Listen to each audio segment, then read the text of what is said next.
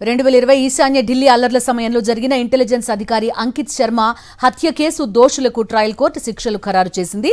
ఆప్ మాజీ కార్పొరేటర్ తాహిర్ హుస్సేన్ కి జీవిత ఖైదు విధించింది. తాహిర్ హుస్సేన్ సహా మొత్తం 5గురికి జీవిత ఖైదు విధిస్తూ న్యాయమూర్తి తీర్పు వెలువరించారు. ట్రయల్ కోర్టు తీర్పును హైకోర్టులో సవాల్ చేయనున్నట్టు తాహిర్ హుస్సేన్ వెల్లడించారు. అక్కడ తనకు న్యాయం జరుగుతుందని ఆశాభావం వ్యక్తం చేశారు.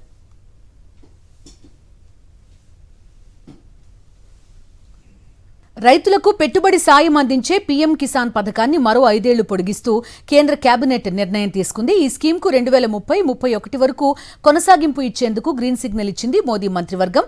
3.15 లక్షల కోట్లు కేటాయించింది. ఇప్పటి వరకు 23 విడతల్లో 4.47 లక్షల కోట్లు రైతుల ఖాతాల్లో జమ చేసినట్టు కేంద్రం వెల్లడించింది. 23వ విడతలో 9.49 కోట్ల మంది రైతులకు 18,984 కోట్లు విడుదల చేసినట్టు తెలిపింది.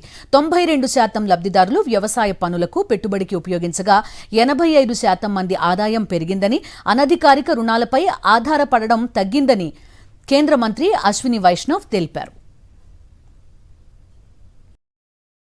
మరిన్ని అప్డేట్స్ కోసం ఛానల్ ను సబ్స్క్రైబ్ చేయండి. నోటిఫికేషన్స్ కోసం బెల్ ఐకాన్ పై క్లిక్ చేయండి.